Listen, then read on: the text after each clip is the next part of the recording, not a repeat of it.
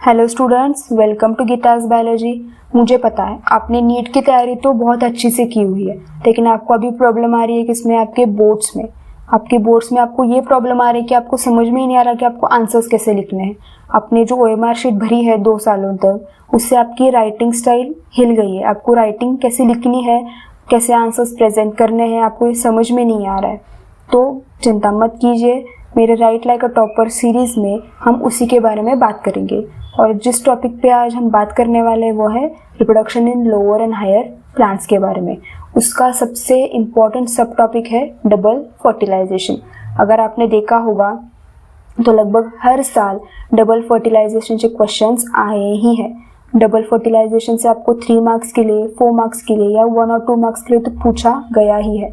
तो ये सब टॉपिक आप स्किप बिल्कुल भी मत कीजिएगा।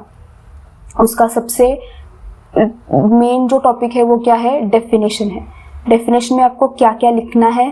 पहले तो लिखना है 2 टाइप्स ऑफ फ्यूजन, यानी कि 2 टाइप के फ्यूजन होते हैं इनसाइड द एम्ब्रियो साइड। अभी आप बोलोगे कि मैम ये सबको ही पता है, हमने पिछले साल से हम यही तो पढ़ रहे हैं, लेकिन लिखने में आप गलतियां करते हो बेटा। आप लिखने में क्या करते हो? Double fertilization is the process in which fusion of 1 male gamete with egg, fusion of second male gamete with polar nuclear. इतना लिख के आप छोड़ देते हो, लेकिन सिर्फ इतना लिखना ही काफ़ी नहीं है, आपको सिस्टमैटिकली लिखना है। एक लैंग्वेज होती है जिस लैंग्वेज में आपको डेफिनेशन लिखना कंपलसरी है। डेफिनेशन में आप अपनी लैंग्वेज यूज़ नहीं कर सकते। तो आपको क्या क्या लिखना है? Is the process in which 2 types of fusion occur inside the embryo sac. ये बच्चे बड़ा भूलते हैं, एम्ब्रियो सैक लिखना बहुत भूल जाते हैं, आपको भूलना नहीं है। उससे पहला टाइप ऑफ फ्यूजन कौन सा है? Syngamy, fusion of male gamete with egg forms zygote. ये आपको प्लॉइडी लिखना कंपलसरी है।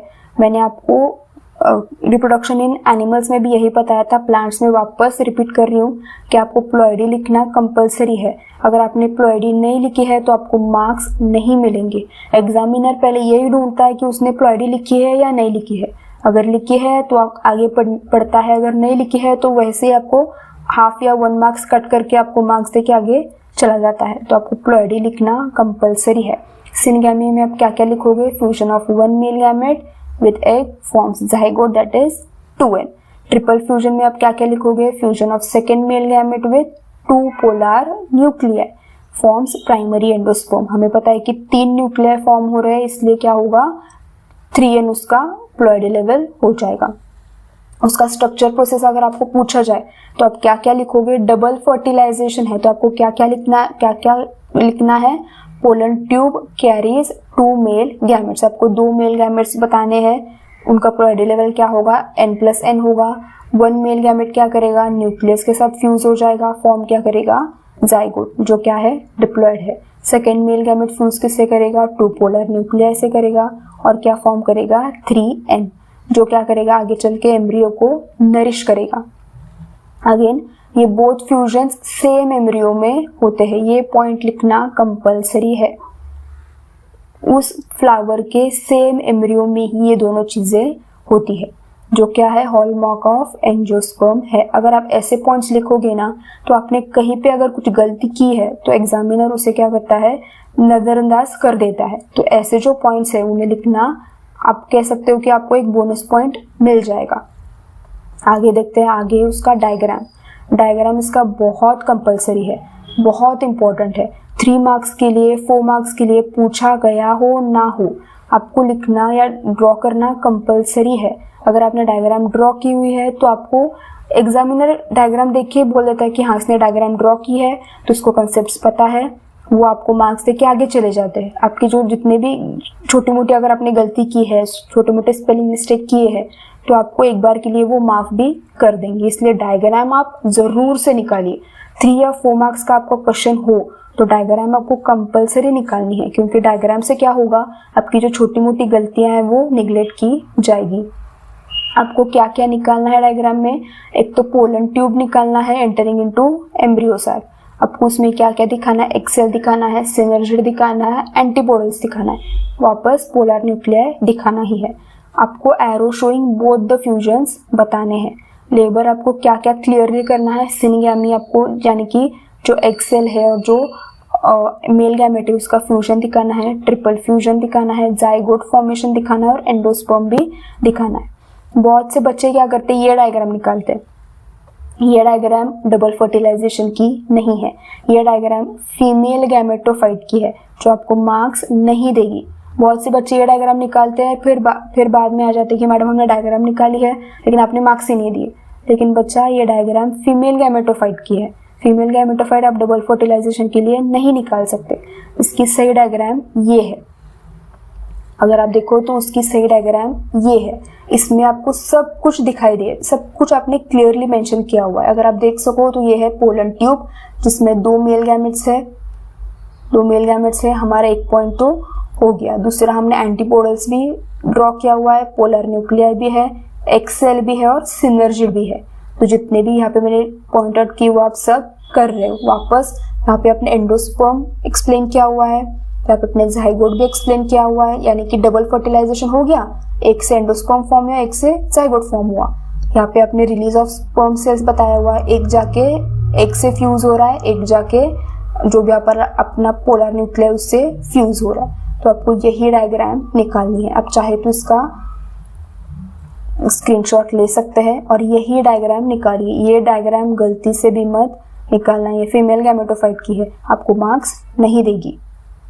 आगे एक्सपेक्टेड क्वेश्चंस क्या क्या है आपको डिफाइन आ सकता है 1 मार्क के लिए, प्रोसेस आ सकती है डबल फर्टिलाइजेशन की 3 और 4 मार्क्स के लिए। आपको why double fertilization is called so आपको पूछा जाएगा, मतलब क्यों बोला जाता है। जैसे मैंने आपको कहा कि 2 बार फर्टिलाइज करता है इसलिए डबल फर्टिलाइजेशन। आपको प्रोडक्ट पूछा जा सकता है। इतने सारे क्वेश्चंस आपको आ सकते हैं, ये सबसे ज़्यादा इम्पोर्टेंट है, आपको पूछा जा सकता है।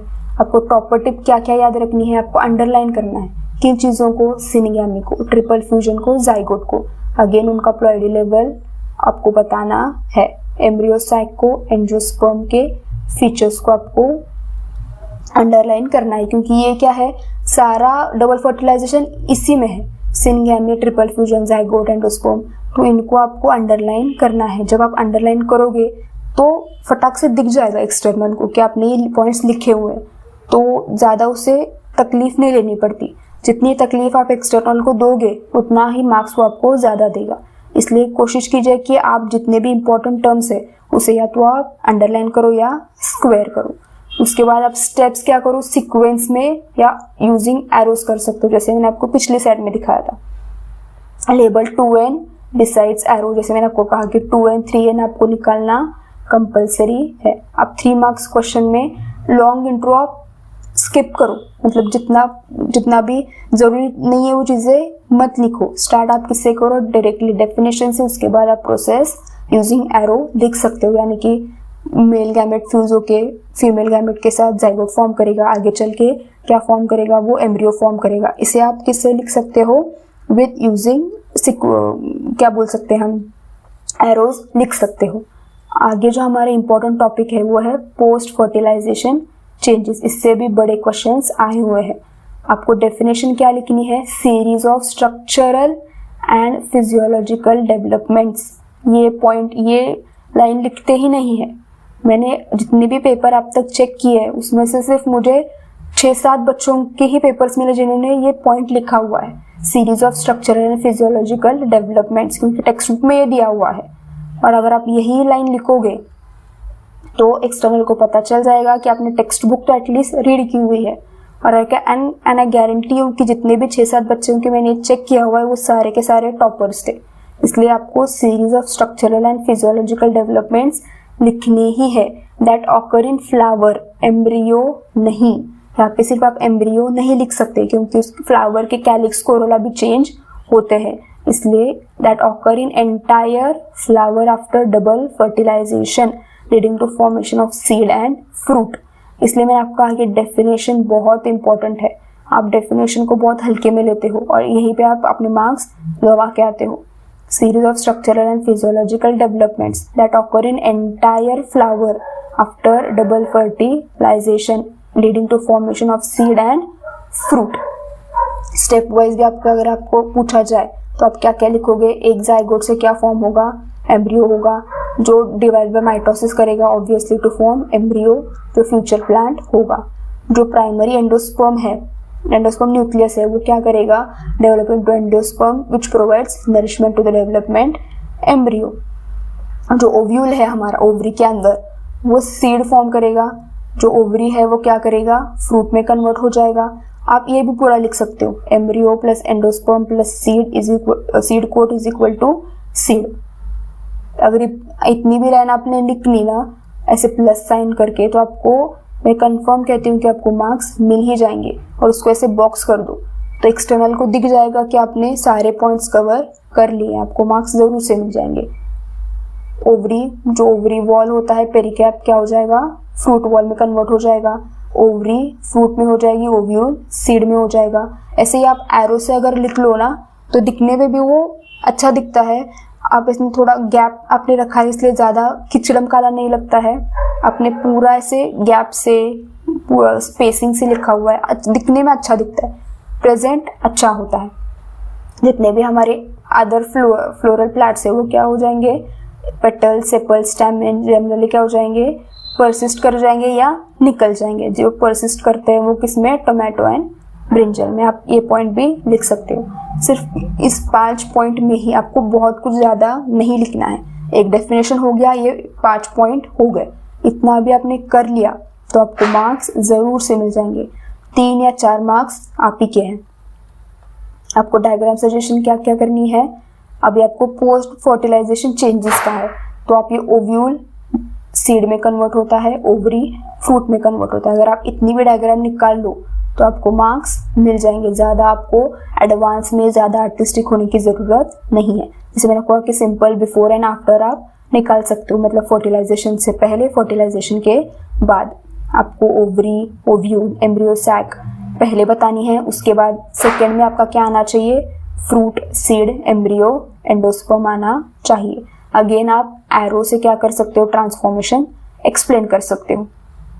2n 3n आपको लिखना कंपलसरी है। इसके वजह से क्या हो जाएगा, एक्सटर्नल को पता चल जाएगा कि आपकी कॉन्सेप्ट क्लैरिटी है।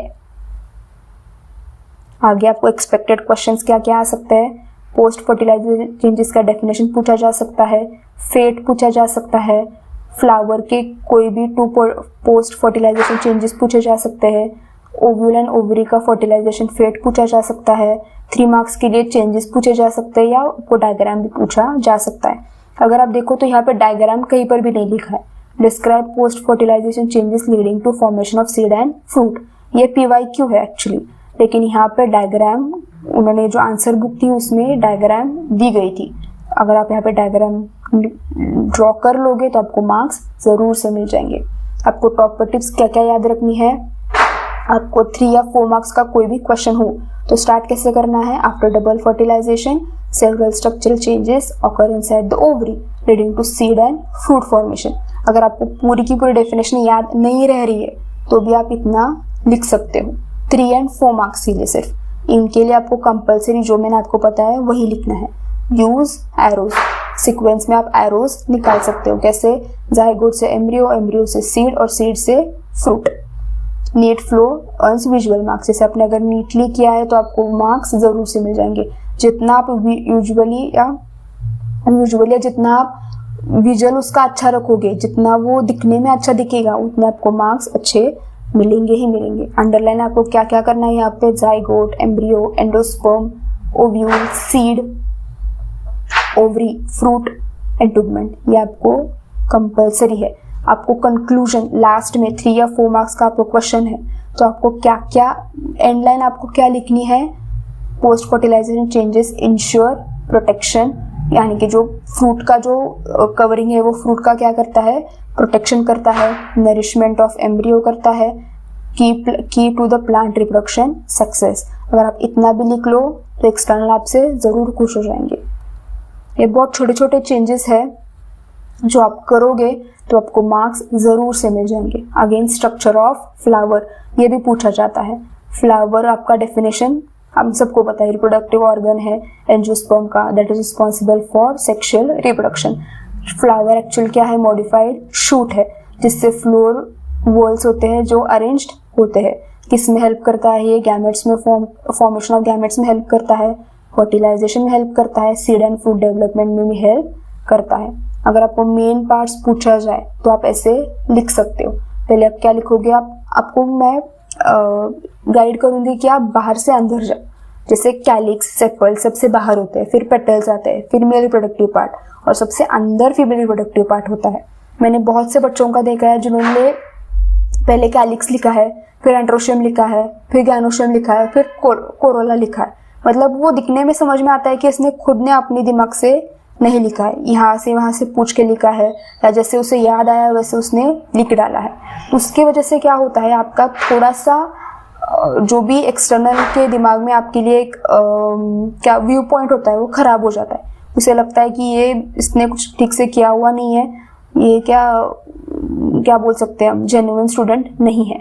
तो आप ऐसे लिख सकते हो कि आप कैलिक्स पहले बाहर से, कोरोला उसके अंदर एंड्रोशियम, उसके अंदर गाइनोशियम। कैलिक्स में आप क्या क्या लिखोगे, आउटर बर्स्ट है, ग्रीन है, लीफ लाइक है। फंक्शन क्या होता है उसका, protect the flower in bud stage. Corolla क्या है, सेकंड है, ब्राइटली कलर्ड है, जो उसे हम पेटल्स भी बोलते हैं। फंक्शन क्या है इसका, attracts pollinator. Androecium male part है, उसे हम क्या बोलते हैं, स्टैमेंस बोलते हैं। फिलामेंट और एंथर से बना हुआ होता है। प्रोड्यूस क्या करता है, male gamete. Gynoecium carpel and pistil बोला जाता है। स्टिग्मा स्टाइल ओवरी से बना हुआ होता है। क्या होता है इसमें, ओवरी कंटेन्स ओव्यूल्स, जिसे हम क्या बोलते हैं, फीमेल गैमेटोफाइट बोलते हैं। अगेन फंक्शन क्या है, फीमेल गैमेटोफाइट फॉर्मेशन करता है, फर्टिलाइजेशन करता है और सीड डेवलपमेंट भी करता है। तो इतनी सारी चीजें आपको याद रखनी है। अगर आप इसी तरह से लिखते जाओगे तो आपको मार्क्स जरूर से मिलेंगे। आगे अब हमारा पॉइंट है वो है टाइप्स ऑफ फ्लावर। क्या क्या लिखोगे, बायसेक्सुअल यानी कि दोनों भी एंड्रोशियम गाइनोशियम एक ही में है। यूनिसेक्सुअल में आप क्या क्या लिखोगे, सिर्फ एक ही है, यानी कि मेल है या फीमेल है, दोनों भी एक में नहीं होते। डायग्राम सजेशन आपको क्या करना है, आपको एलएस ऑफ फ्लावर करना है, जिसमें आपको क्या क्या दिखाना है, ये सारे पार्ट्स दिखाने हैं। ये बहुत इजी है, इसमें आपको कोई प्रॉब्लम नहीं होगी। अब आपको एक्सपेक्टेड क्वेश्चंस क्या क्या आ सकते हैं। एक्सपेक्टेड क्वेश्चन 1 मार्क के लिए आपको 4 वर्ड्स के नाम बताओ। Which part produces pollen grain, ये पूछा जा सकता है। फिर डिफरेंशिएट एंड्रोशियम गाइनोशियम पूछा जा सकता है। फंक्शन पूछा जा सकता है सेपल का, पेटल का या एंड्रोशियम गाइनोशियम का। फिर structure of typical flower with label diagram भी पूछा जा सकता है। और ईच जो फ्लोरल वॉल है उसका फंक्शन भी बताओ करके पूछा जा सकता है। तो आपको टॉप पर टिप क्या याद रखनी है, हमेशा स्टार्ट में क्या लिखना है, flower is reproductive unit of angiosperm. Design किसके लिए होता है, वो पॉलिनेशन और फर्टिलाइजेशन, क्योंकि वो एक रिप्रोडक्टिव पार्ट है। आपको क्या करना है, फ्लो चार्ट निकालना है, आपको सीक्वेंस में लिखना है। जैसे मैं आपको पहले कहा कि कैलिक्स, आउटर, फिर कोरोला, फिर एंड्रोशियम, फिर गाइनोशियम। अंडरलाइन आपको क्या क्या करना है, thalamus, walls, stigma, ovary, anther, ovule. जितने भी आपको ये वर्ड्स या जितने भी आपको पार्ट्स के नाम दिख रहे हैं उन सबको आपको अंडरलाइन करना है। आपको जैसे मैंने कहा कि डायग्राम आपको निकालनी ही है। अगर 3 मार्क्स का और 4 मार्क्स का क्वेश्चन हो, कंपलसरी पूछा गया हो ना गया हो, आपको डायग्राम निकालनी है। अब मैं कहूँगी कि आप डायग्राम के लिए थोड़ी सी जगह छोड़ दीजिए। जब आपका पेपर कंप्लीट हो जाएगा तो आप डायग्राम निकाल सकते हैं। उसके बाद आपको एंड कैसे करना है, flower is the most important structure ensuring reproduction and continuation of plant species. अगर इतना लिखोगे तो एक्सटर्नल खुश हो जाएगा। आगे माइक्रोस्पोरोजेनेसिस एंड मेगास्पोरोजेनेसिस यानी कि गैमेट फॉर्मेशन। आपको माइक्रोस्पोरोजेनेसिस में क्या क्या याद रखना है, formation of microspores from mother cells inside the anther of flower. ये भी बच्चे भूल जाते हैं, सिर्फ यहीं पर खत्म हो जाता है उनका। कहाँ पे होता है, कौन सी पार्ट में होता है, वो नहीं लिखते, वो ज़्यादा ज़रूरी है। डेफिनेशन में आपको क्या हो रहा है, कहाँ हो रहा है, ये लिखना कंपलसरी है। मेगास्पोरोजेनेसिस में मेगास्पोर्स कहाँ से, मेगास्पोर मदर सेल से inside the ovule of ovary.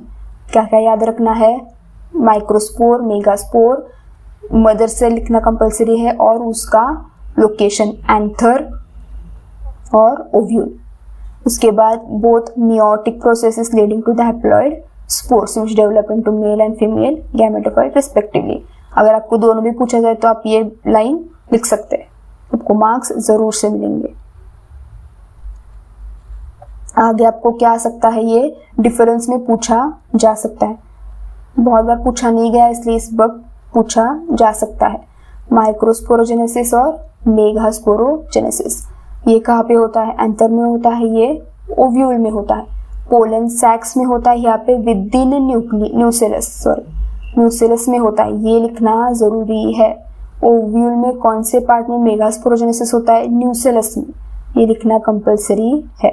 अब स्टेप वाइज प्रोसेस में क्या लिखोगे, megasporangium contain several microspore mother cells, undergoes meiosis forms microspore tetrad.